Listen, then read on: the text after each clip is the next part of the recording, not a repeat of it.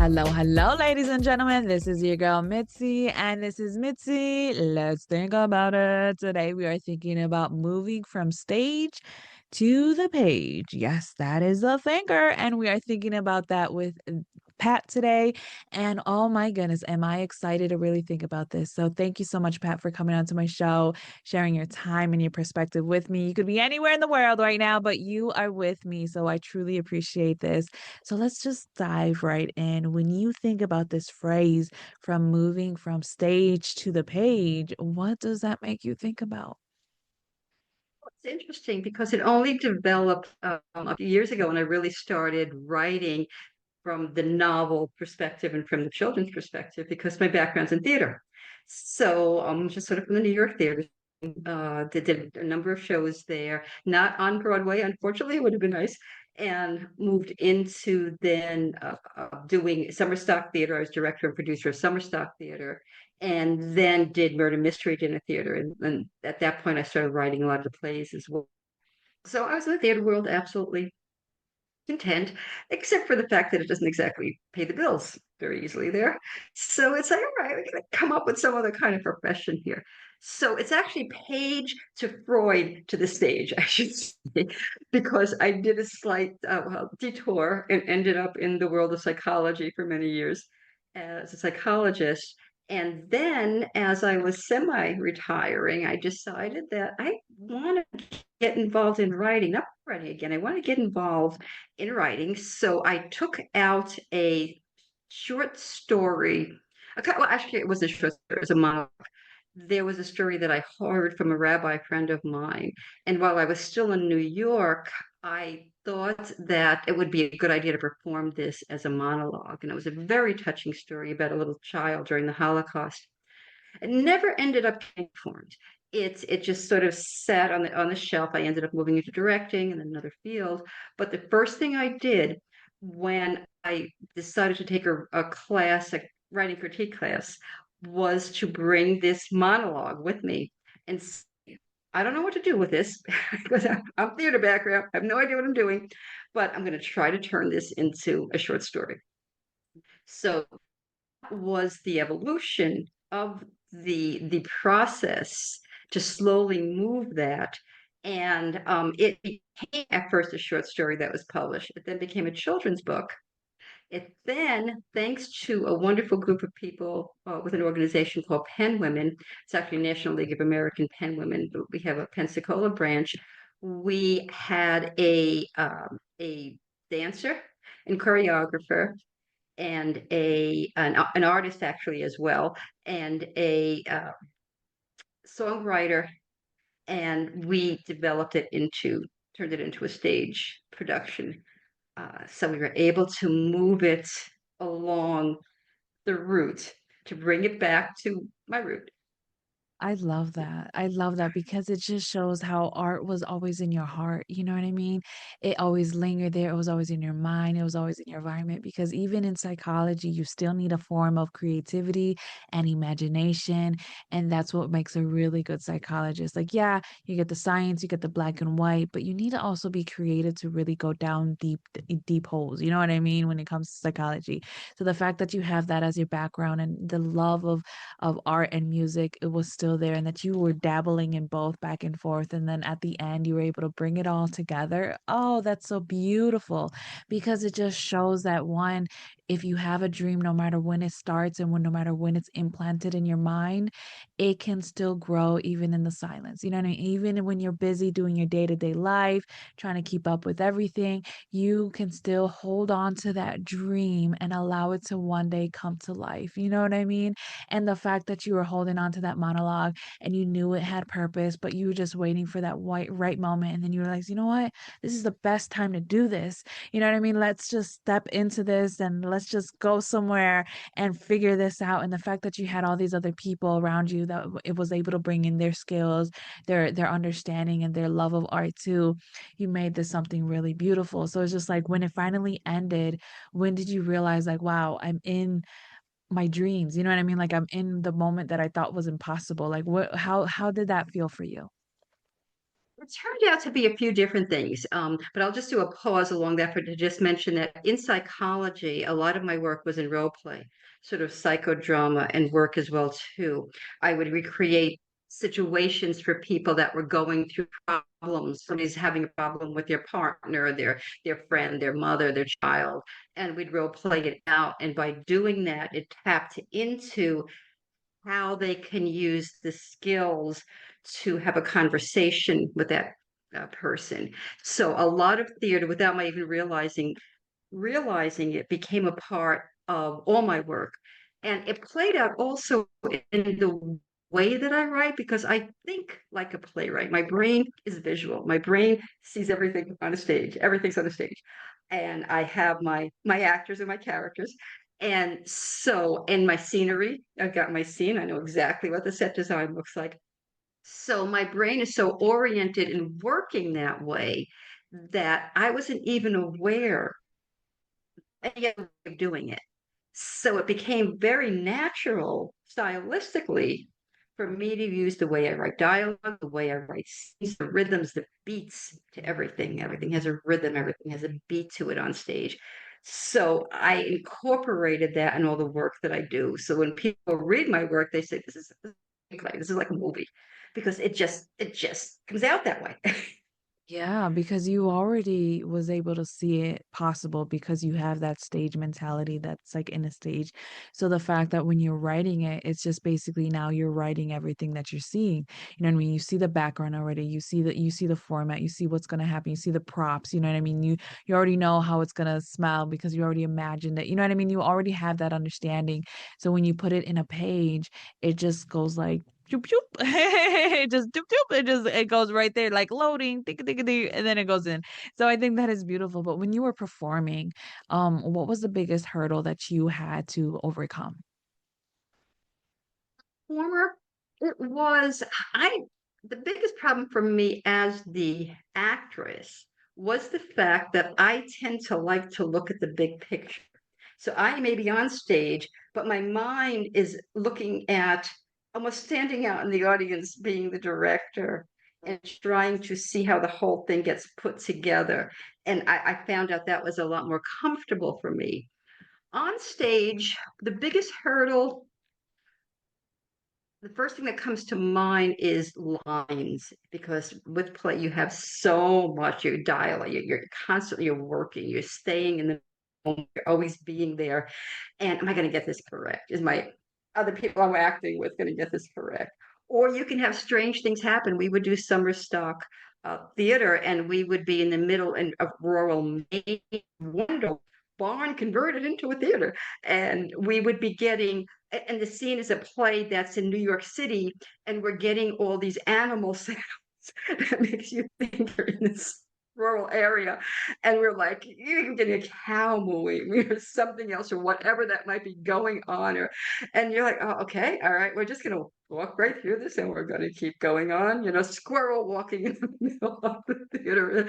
And we're just like, deal with this. We'll just sort of work through this. So it was that expect unexpected. Oh, And no absolutely. matter what happens, you just keep going and you just continue to work with. And that ability to improvise, I guess, and work through and that flexibility, I think is so important for a writer because I think writers, and especially new writers, get very rigid and get to a one track way of seeing things, and it's very hard for their mind to open and explore. And I keep going, what if? What if? So I'll challenge them in critique groups. What if you try this? And what if? What if the character this? What if it does that? And that to me brings a depth and a fullness to the characters and to the storyline. Oh, yeah, absolutely. One of the biggest things I do is the what if. You know what I mean? I've always held on to what if. You know what I mean? I think as a child, that was my escape route is the what if of the unknown of what if it wasn't like this? But what if it was like this? You know what I mean?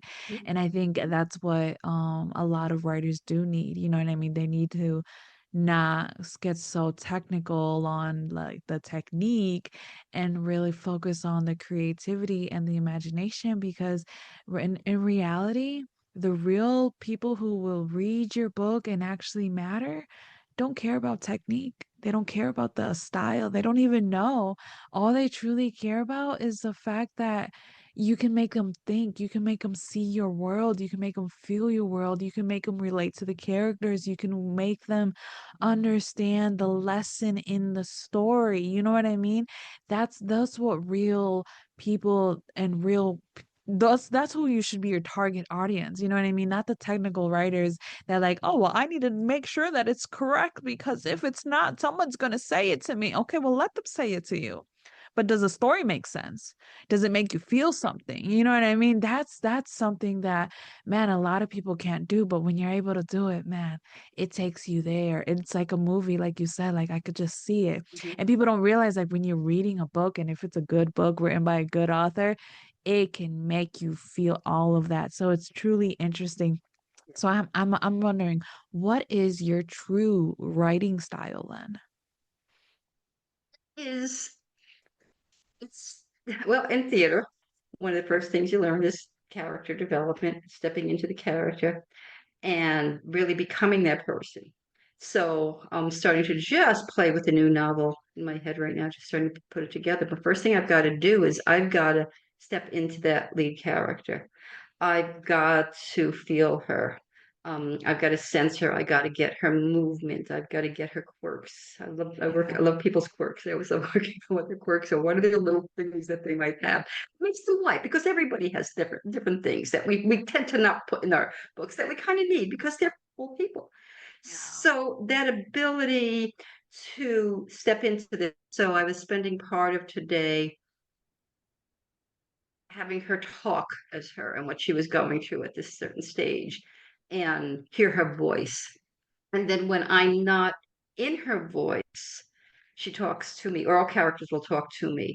And it's really strange because there was one character I wanted to take one storyline. I was going this one direction. And then the character got to a certain age and I wanted to do something with it. And I'm taking a walk at this time and I tend to walk a lot when I'm working with the characters. And the character was talking to me and I didn't want to go in the direction he wanted to go because it was a sad direction to take him in. Mm. And I didn't want to go there.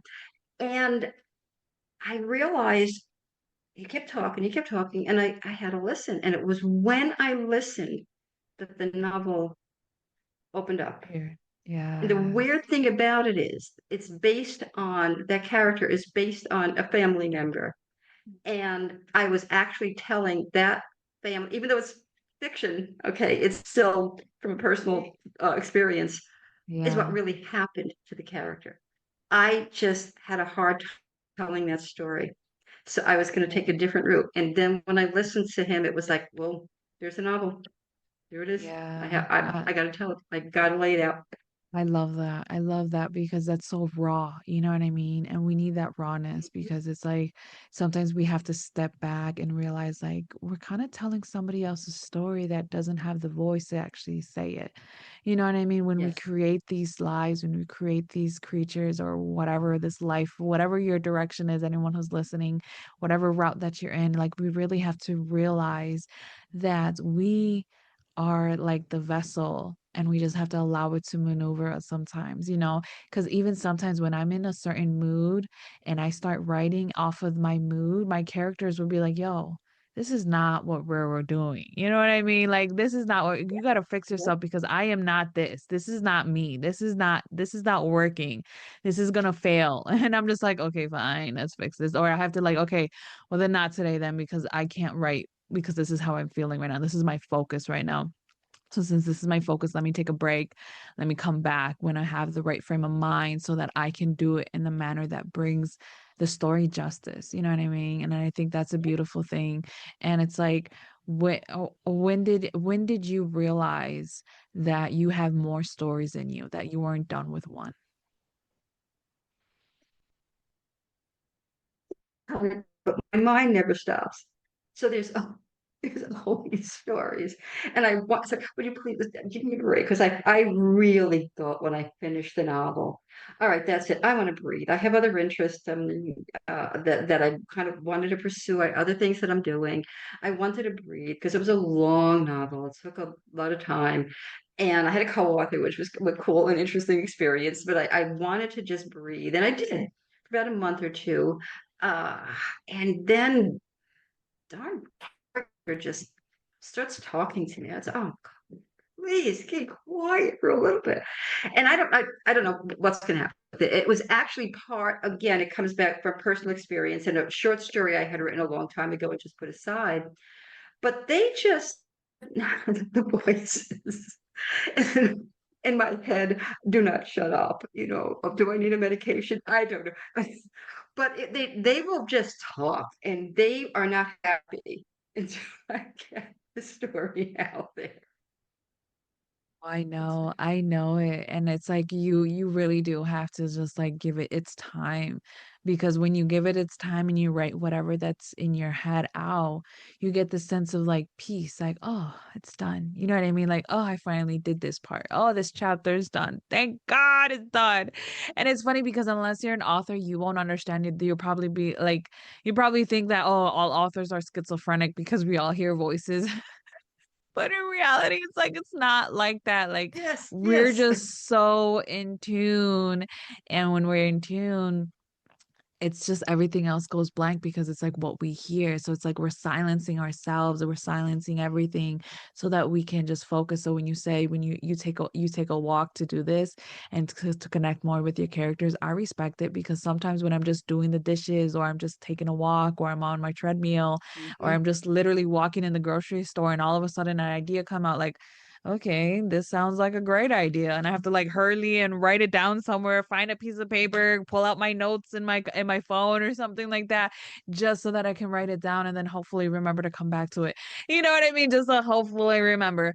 But it is something really interesting because people never realize like what we have inside of us is meant to be outside of us, meant for somebody else to connect to because we are all need to service one another because we are humans, you know what I mean? We need to connect. And with art, that's what really connects us. That's what makes us unique. That's what makes us human. And there's nothing wrong with being human. You know what I mean? Humans are amazing. We are amazing individuals. And I wish more people would realize that.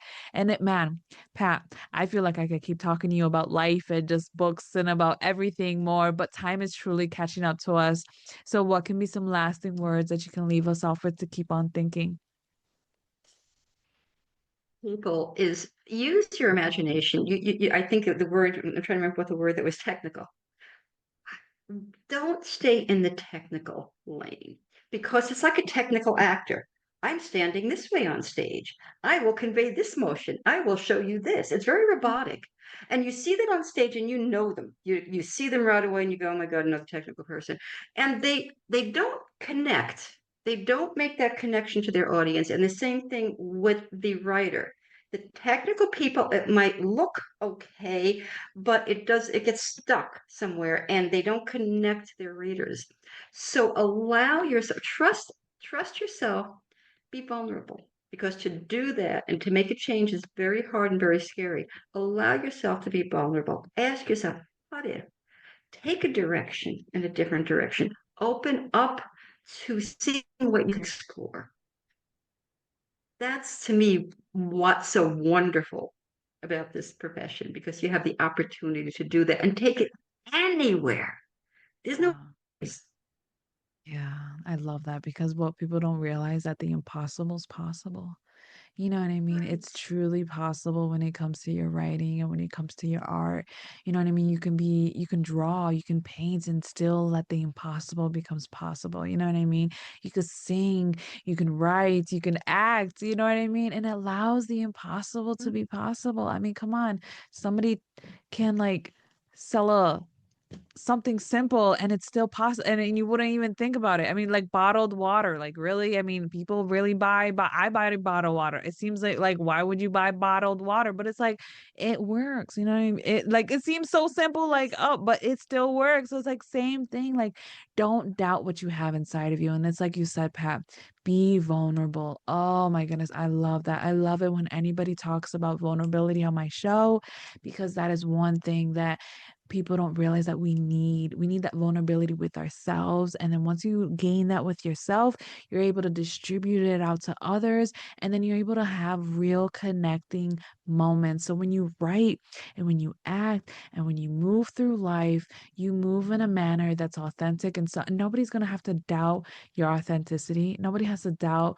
your character, you know what I mean? Because they already know that that's how you move, because you Yeah, move through life in that matter. Nothing switches you up because that's your foundation. And it's like when you allow that to be your foundation, man, anything's possible. Anything's possible. Oh, goodness gracious, yeah. Pat.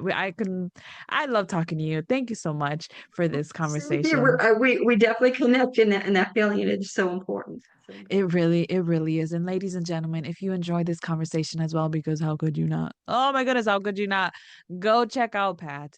I have her photo on my website. If you're listening on my website, or if you're listening on audio or on YouTube, go check her out in the description. You'll find the link. Click on it and go straight to all of the greatness that she has to offer the world on her website, all the great content, all the great books.